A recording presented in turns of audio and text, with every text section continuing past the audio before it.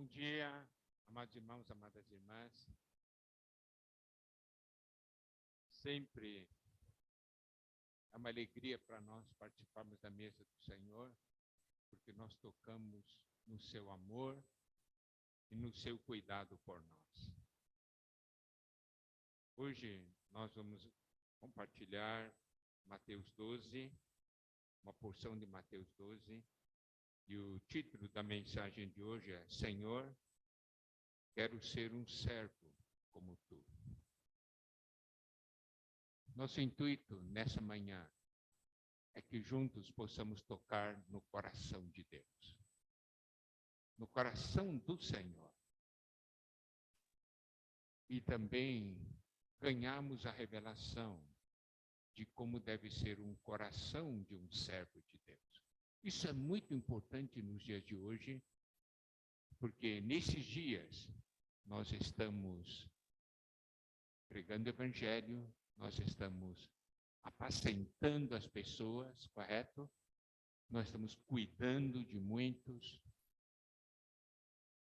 Esperamos que o Senhor abra os nossos olhos, nos dê revelação e nós possamos tocar no coração do Senhor. Vamos ver Mateus capítulo 12, versículos 1 a 6. Por aquele tempo, em dia de sábado, passou Jesus pelas searas. Ora, estando os seus discípulos com fome, entraram a colher espigas e a comer. Os fariseus, porém, vendo isso, disseram-lhe: Eis que os teus discípulos fazem o que não é lícito fazer em dia de sábado. Mas Jesus lhes disse: Não lestes o que fez Davi quando ele e seus companheiros tiveram fome? Como entrou na casa de Deus e comeram os pães da proposição, os quais não lhes era lícito comer, nem a ele, nem aos que com ele estavam, mas exclusivamente aos sacerdotes? Ou não lestes na lei que ao sábado os sacerdotes no templo violam o sábado e ficam sem culpa?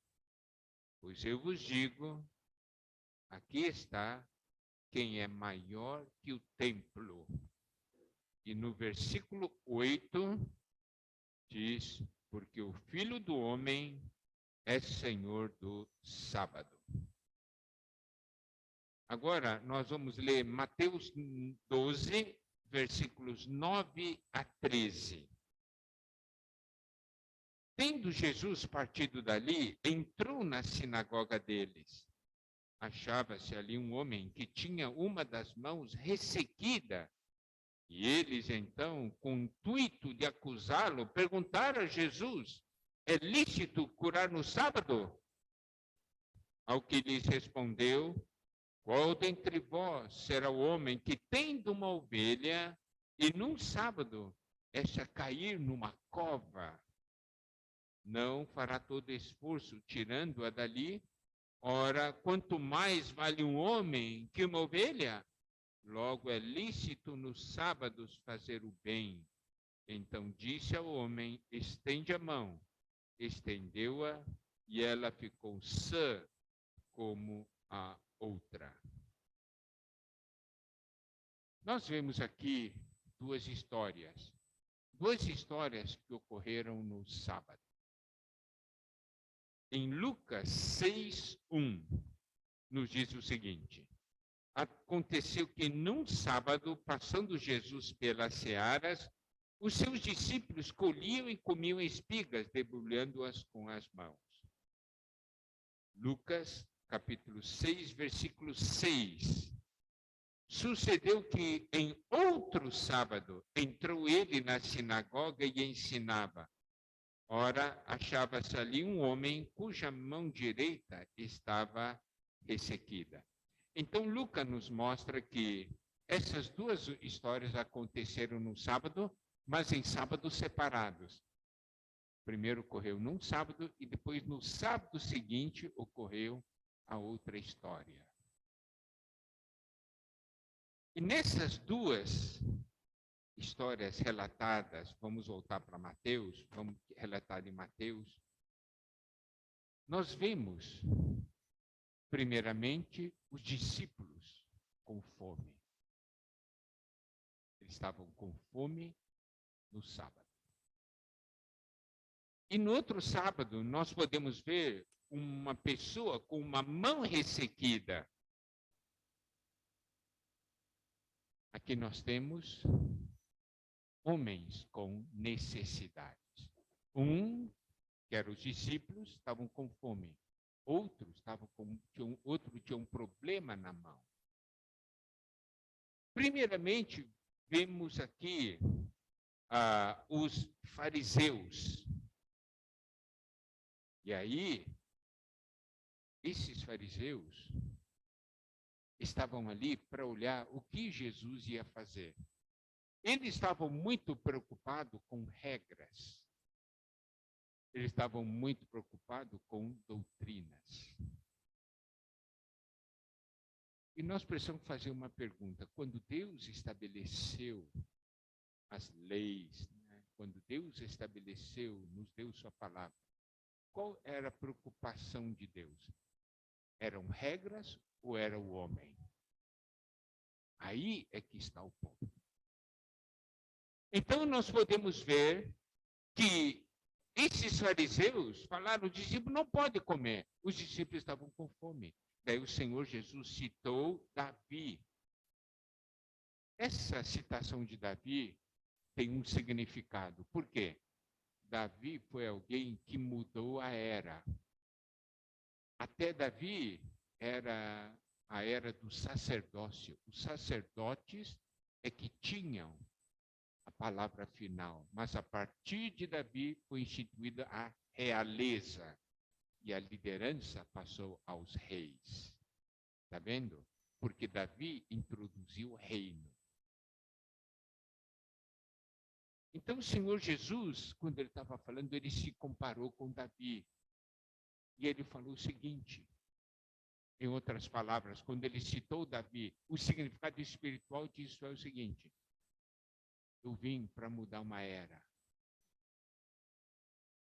Terminando a era da lei e começar a era da graça. Louvado seja o Senhor. Isso é alguma coisa muito grande, não é? Em segundo lugar, nós podemos ver aqui que ele fala que os sacerdotes no templo violam o sábado e ficam sem culpa. Por quê? Porque no sábado ainda eles tinham que fazer as ofertas e sacrifícios. Eles trabalhavam, o resto do povo não. Mas acontece que o que tinha acontecido com o povo de Israel? Aqueles doutores da lei tinham instituído um monte de regras. Um monte de regras. Para que, com respeito ao sábado, coisas que Deus não havia falado. Então, você pode ver, eles estavam preocupados em guardar regras, porque eles estavam preocupados com religião. Mas o Senhor Jesus estava preocupado com o homem. E ele disse algo muito importante. Ele disse, olha, os sacerdotes no templo violam o sábado, ficam sem culpa. E ele diz assim, pois eu vos digo, versículo 6, aqui está quem é maior que o templo. Isso quer dizer o quê? Primeiramente, que o Senhor mudou a era. Terminou a era da lei, começou a era da graça. Louvado seja o Senhor. E hoje, o que nós temos? O Senhor, que é muito maior que o templo. Hoje nós temos o Senhor, hoje nós temos a igreja que é o corpo de Cristo. Correto? E na igreja, assim como no coração de Deus, o homem é o alvo. O Senhor se preocupa com o homem. E no versículo 8 de Mateus 12 diz, porque o Filho do Homem é Senhor do sábado. Isso quer dizer o quê? Que o sábado tem hoje um Senhor. O Senhor do sábado é Jesus. O que quer dizer sábado? Sábado quer dizer descanso. E o Senhor, em outra porção, diz que nos mostra que o sábado, o descanso foi criado para o homem entrar no descanso. O homem não foi criado por causa do sábado, entende? Isso mostra o quê também? Quando ele diz que ele é o Senhor do sábado, que é no Senhor que nós temos o descanso. É muito importante conhecer esses princípios espirituais que mencionamos agora. Bom, daí nós podemos ver, o Senhor estava ali satisfazendo a fome dos discípulos. A religião não satisfaz a fome de ninguém, mas Cristo satisfaz. Isto é algo que nós precisamos conhecer. Por isso nós não buscamos religião, nós buscamos Cristo. Amém? E nós podemos ver o coração de Cristo é atender a necessidade do homem.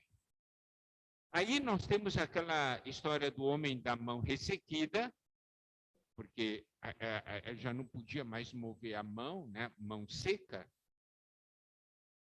Olha só. Então ali na sinagoga tinha um homem de mãos ressequidas. Os fariseus estavam se importando com esse homem? Não. Eles agora viram, né, Jesus, e aí esses fariseus, tudo, o pessoal está pensando o seguinte, ó, vamos ver se ele vai curar. Queria usar esse homem como motivo de acusação.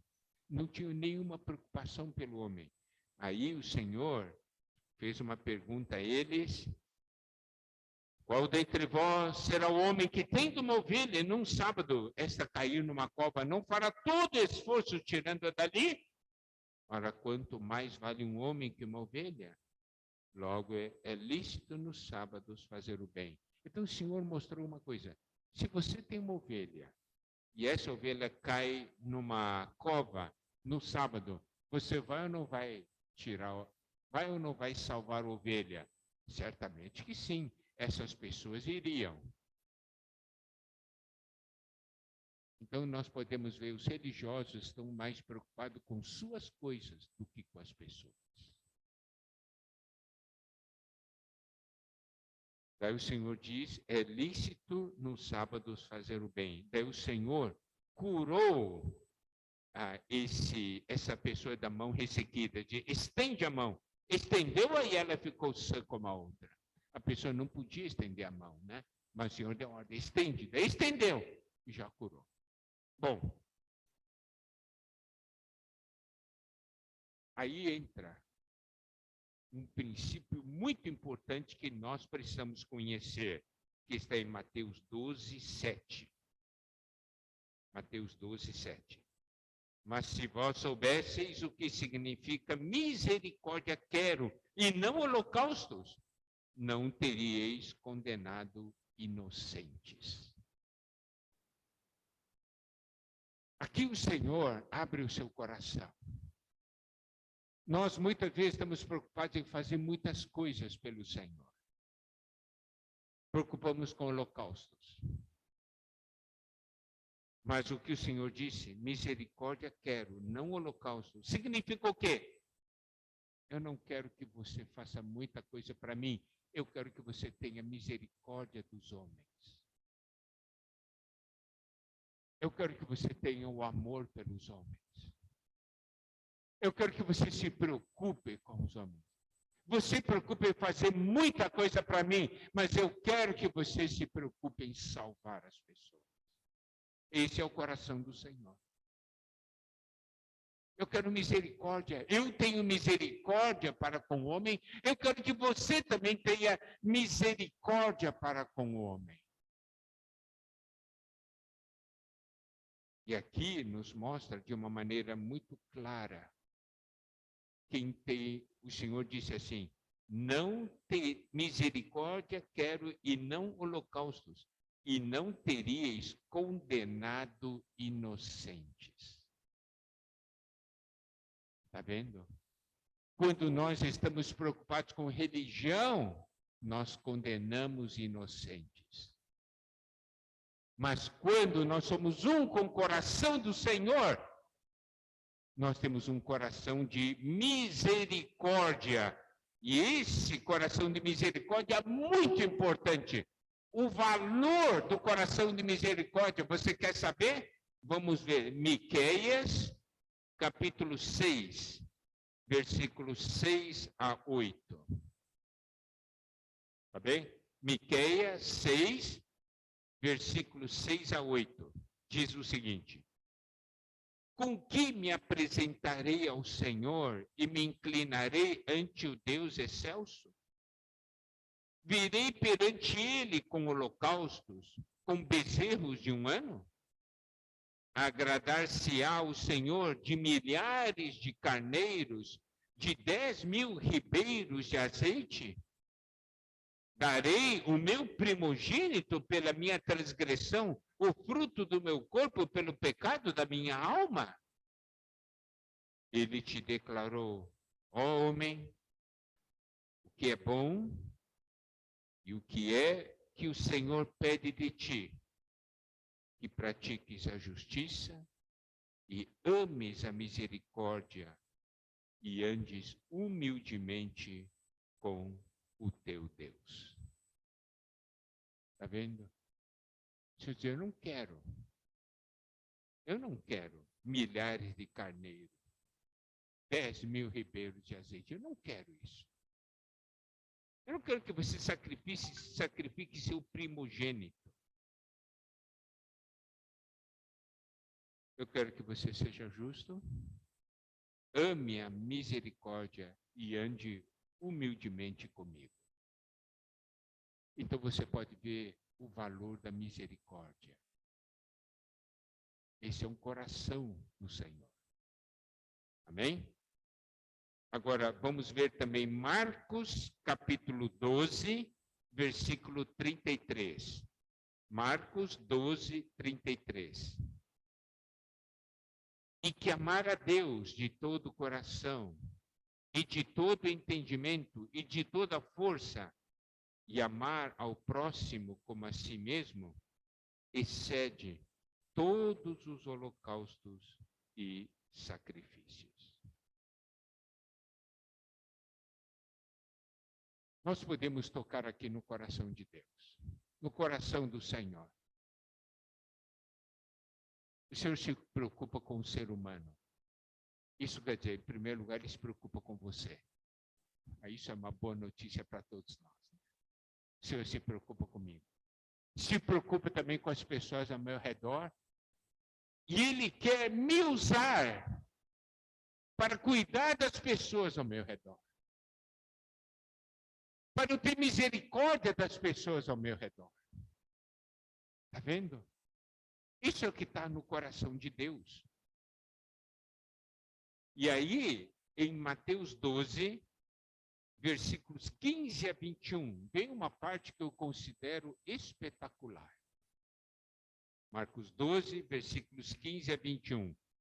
Mas Jesus, sabendo disto, afastou-se dali, muitos o seguiram, e a todos ele curou, advertindo-lhes, porém, que o não expusesse à publicidade. Olha só o versículo 17, para se cumprir o que foi dito por intermédio do profeta Isaías. Eis aqui o meu servo, que escolhi, o meu amado, a quem a minha alma se compraz. Farei repousar sobre ele o meu espírito, e ele anunciará juízo aos gentios. Não contenderá, nem gritará, nem alguém ouvirá nas praças a sua voz. Não esmagará a cana quebrada, nem apagará a torcida que fumega, até que faça vencedor o juízo, e no seu nome esperarão os gentios. Então, essa porção de Mateus 12 nos mostra que o Senhor Jesus foi o cumprimento dessa profecia de Isaías a respeito do servo de Deus. Olha o que Deus diz a respeito do servo nesse versículo 18. Eis aqui o meu servo que escolhi, o meu amado, em quem a minha alma se compraz, farei repousar sobre ele o meu espírito e ele anunciará juízo aos gentios. Daí você pode ler essa porção e falar, mas você quer só o Senhor Jesus mesmo, viu? Não tem outro jeito, eu não sou assim, mas só o Senhor Jesus é assim. Mas vamos dar uma olhada. Isaías 44, versículos 1 e 2. Aliás, vamos ver primeiro Isaías 42, versículos 1 a 4, tá? Por quê? Porque essa citação de Mateus 12 veio de Isaías 42, tá? Isaías 42, versículos 1 a 4. Eis aqui o meu servo, a quem sustenho, o meu escolhido, em quem a minha alma se compraz, pus sobre ele o meu espírito, e ele promulgará o direito para os gentios. Não clamará, nem gritará, nem fará ouvir a sua voz na praça, não esmagará a cana quebrada, nem apagará a torcida que fumega. Em verdade, promulgará o direito, não desanimará, nem se quebrará, até que ponha na terra o direito, e as terras do mar aguardarão a sua doutrina. Tá? Então, só para falar, né? Então, Mateus 12, versículo 18 a 21, é uma citação de Isaías 42, versículos 1 a 4. Tá? Agora, voltando para Mateus 12, versículo 18, ele diz a respeito do servo. Servo que escolhi, meu amado, em quem a minha alma se compraz. Né? Agora vamos ver Isaías 44, versículos 1 e 2. Isaías 44, versículos 1 e 2 diz: Agora, pois, ouve, ó Jacó, servo meu, ó Israel, a quem escolhi. Assim diz o Senhor que te criou e te formou desde o ventre, e que te ajuda. Não temas, ó Jacó, servo meu, ó amado, a quem escolhi. Aqui o Senhor, a palavra de Deus no Velho Testamento fala de Israel como o povo de Deus, como o servo. Entendeu? O Senhor Jesus é o modelo do servo individual. Mas aqui Isaías 44 nos mostra um servo coletivo, que é Israel, e fala de amado, e falou de também que é escolhido. Está vendo como combina? Então nós podemos ver, Israel falhou na sua missão. Hoje, esse servo é a igreja. O Senhor Jesus era o servo individual. A igreja é esse servo coletivo. Os irmãos compreendem? Não é? Então, o Senhor Jesus, quando ele estava na terra, ele fazia isso. Hoje ele faz tudo isso na terra por meio do seu corpo. Isto é, por seu intermédio, por meu intermédio, porque nós somos membros desse corpo. É muito importante que nós tenhamos tal visão. Agora, a parte mais preciosa dessa porção é você conhecer o que Deus sente a respeito de um servo dele. No mundo, patrões, tem patrão bom e tem patrão ruim, não é? Você vai trabalhar no lugar, você pergunta, o patrão aqui é bom? Os caras, o patrão é bom demais, é bondoso e tal, uma coisa. E esse patrão é péssimo, é ruim, só quer aproveitar de você e tal. Você diz, e agora? Bom, eu quero fazer uma pergunta para você. Você tem patrão hoje? Não estou falando do patrão da terra. Você tem um patrão celestial? Tem ou não tem? Tem. Porque você é um servo de Deus, não é? Todos aqui somos servos de Deus. Então, todo servo tem um patrão. O que o patrão pensa a seu respeito? Como é que o patrão sente a seu respeito? Por isso que Mateus 12 eu acho espetacular. Versículo 18, tá? Vamos voltar para Mateus 12, 18. Olha só. Eis aqui o meu servo. Olha só, eis aqui o meu servo. Essa expressão, eis aqui o meu servo, é que ele está mostrando para alguém o servo dele, não é? É ou não é? Eis aqui o meu servo. Então, primeiro ponto. O Senhor Jesus, nosso Deus, ele fala para o universo inteiro e aponta para você. Eis aqui meu servo. Esse aqui é meu servo, viu? Ó, esse aqui é meu servo. Esse aqui é meu servo.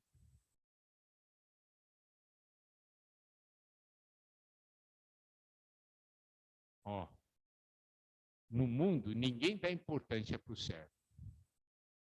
Deus dá. Ele mostra para o universo. Esse aqui é meu servo. Deus dá valor para nós que somos seus servos. Segundo, que escolhi. Porque as pessoas podem dizer, esse cara é seu servo? Eu digo, não, fui eu que escolhi ele, viu? Fui eu que escolhi. O que você tem que falar? Fui eu que escolhi. Oh. Isso não é dar valor? Escolhi. Todos nós fomos nós que escolhemos o Senhor, foi o Senhor que nos escolheu. No Evangelho de João nos mostra que foi o Senhor que nos escolheu, não é? Foi Ele que nos chamou. Foi Ele que nos escolheu. E ainda aqui diz, meu amado, eu amo os meus servos. O Senhor ama os seus servos. Você sabe, esse é um dos versículos que eu leio todas as manhãs. Por quê? Porque eu toco no coração de Deus a meu respeito. E é também a seu respeito. É isso que ele deseja.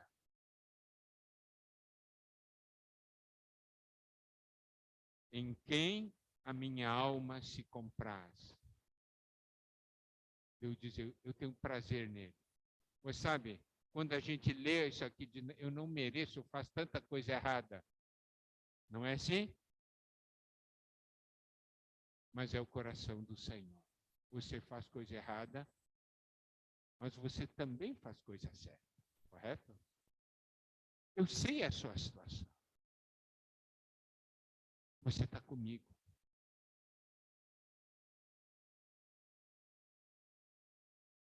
Esse é um dos versículos que me encoraja demais para servir o Senhor. Porque muitas vezes na nossa luta diária, né, no nosso trabalho, no nosso serviço ao Senhor, algumas vezes a gente faz algo, aí diz assim, estou fazendo isso aí, não sei como é que é, tal. Mas quando a gente toca no coração do Senhor, sabe, isso nos motiva. Você pode estar parado, não fazendo nada, mas o Senhor, Ele daí vai se chegar em você e falar, você é meu servo, não fique parado. Você é meu servo. Fui eu que escolhi você. Não se ache incapaz. Eu escolhi você. Eu amo você. Eu tenho prazer em você. Sirva-me. Entendeu? Esse é o coração do Senhor. É bom ter um patrão assim, não é?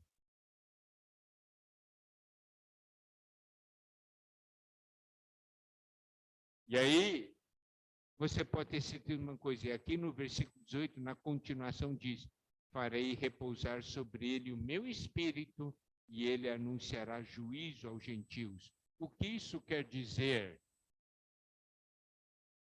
Você diz que não pode, que não sabe, que não consegue, mas eu ponho em você o meu espírito. Eu sou aquele que te capacita. Você pode sim. Porque não é você que faz, é o Espírito que faz. O Espírito que eu coloquei em você. Ó, o Senhor tem, por meio da palavra profética, nos encorajado tanto, né? A orar pelas pessoas, não é isso? A apacentar as pessoas, a pregar evangelho. E muitas vezes o inimigo diz para nós, não, você não sabe, você não pode, você é fraco, mas nessa porção o Senhor diz, de uma maneira muito clara, eu ponho em você meu espírito e você vai fazer isso. O irmão Pedro tem compartilhado muito, né, que quando você sai e faz, não é o poder nosso, é o poder da palavra, é o poder do Espírito. Amém? E porque do Espírito tem umas características. Versículo 19 diz, não contenderá. Significa o quê? Não vai brigar com ninguém. Não vai brigar com ninguém. Ele vai confiar no Espírito. Não contenderá. Nem gritará. Esse gritará está ligado a brigar, né? Daí tem até a expressão, ganhei no grito, não tem? Quem grita mais alto e tal, para ver quem quer ganhar briga. Não, mas o servo do Senhor não contende, não briga, nem grita, nem alguém ouvirá nas praças a sua voz. Em outras palavras, não faz propaganda de si mesmo. Esse é um servo de Deus. Por quê? Porque é Deus quem faz. E o coração dele, a atitude dele como é que é? Versículo 20. Não esmagará a cana quebrada, nem apagará a torcida que fumega, até que faça vencedor o juízo. Então, o que acontecia no passado entre os judeus? Existia uma cana que é parecido com bambu, né? Certo? Um tipo de junco, bambu, oco no meio, que usava para fazer flauta. Então, se tinha uma rachadura, já não servia mais, né? Então, você olha a planta, se essa planta está boa, está perfeita ou não, né? Então, essa planta que não é perfeita, as pessoas quebravam, né? Ah, não é perfeita e quebrava. Mas, ou esmagava, né? Mas, o Senhor não é assim. Aqui nós temos aqui um bambu, ou uma cana, um junco, está com um problema, ele cuida dessa cana, ele cuida desse bambu até que fique restaurado. Tá certo? Então você vê, algo que um dia era imprestável se torna algo útil. Isso é a obra que Deus faz. Faz de pessoas imprestáveis pessoas úteis. Não é? De coisas, pessoas que estavam na morte, ele transforma numa obra-prima. E aqui diz, não apagará a torcida que fumega, a torcida é aquele pavio, né? O pavio que fumega porque está faltando óleo. Ah, isso aí está fumegando, daí a pessoa vem e apaga. Mas o Senhor não é assim. Ó, está faltando óleo, ele não apaga, ele supre o óleo para que esse pavio volte a brilhar. Também deu seu coração do Senhor, um coração de amor e cuidado. Esse é um servo de Deus. Sabe qual é a atitude de um servo de Deus quando olha para as pessoas? Não é assim olhar, não. Esse aqui não presta, esse não presta, esse não presta, esse não presta, esse não presta, aquele não presta. Só ele que presta, entendeu? O servo de Deus não é assim. Não, esse aí Deus não pode usar, esse Deus não pode usar, esse Deus não pode usar.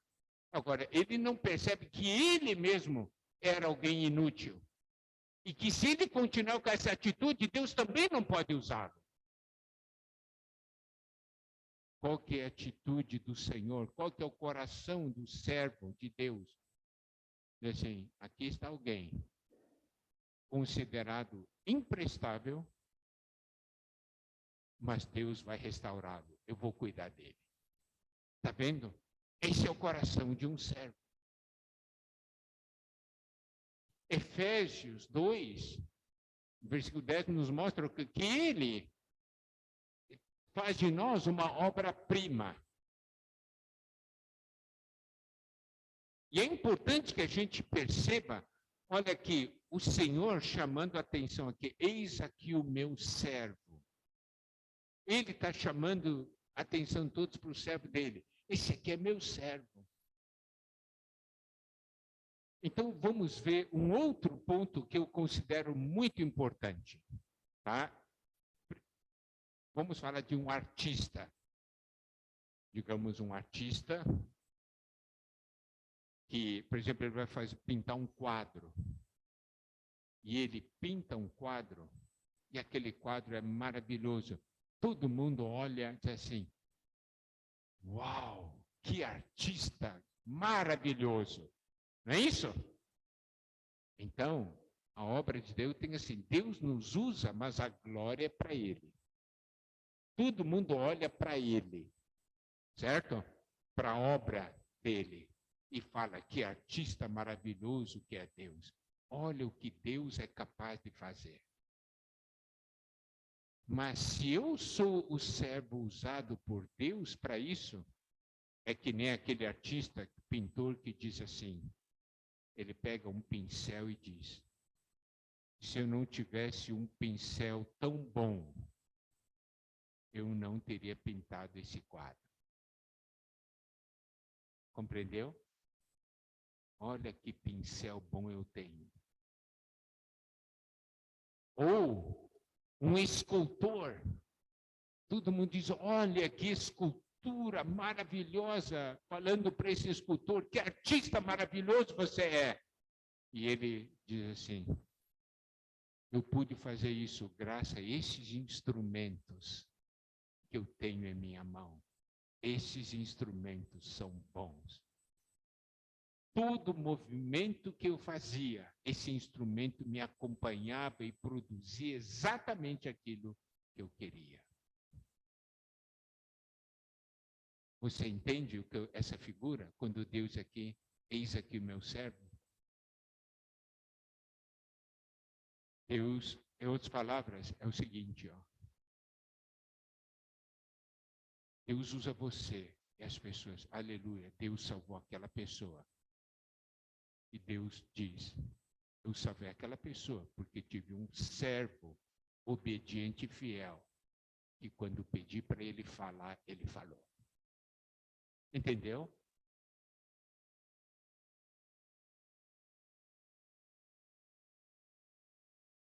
É fácil servir a Deus? Não é fácil. Olha só, Isaías 42, versículo 1, a primeira parte. Isaías 42, versículo 1, a primeira parte, diz assim, eis aqui o meu servo, a quem sustenho.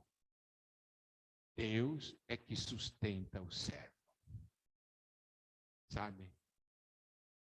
Você acorda pela manhã e diz assim, e hoje eu tenho um dia inteiro pela frente. Deus diz, eu sustento você, pode ir. Eu sustento você. E é claro, para cumprir todo esse plano de Deus, a responsabilidade é grande, a pressão é grande.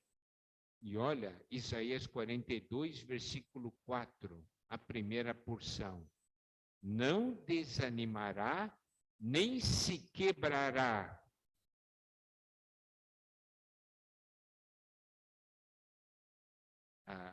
A Nova Almeida atualizada diz, não desanimará, nem será esmagado.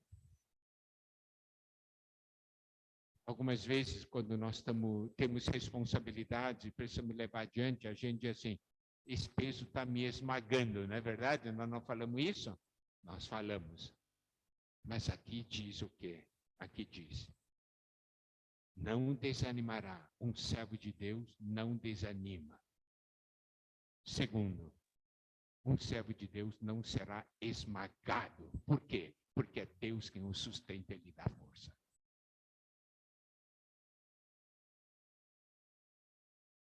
Quando a gente lê essa porção, nós tocamos no coração de Deus para com seu servo o que ele espera e o caminho e a maneira como nós devemos servir. Não é maravilhoso isso? Que o Senhor possa olhar para você e falar para o universo inteiro. Eis aqui o meu servo que escolhi, o meu amado, em quem a minha alma se compraz. Farei repousar sobre ele o meu espírito, e ele anunciará juízo aos gentios. Amém? Louvado seja Deus, que o Senhor nos abençoe.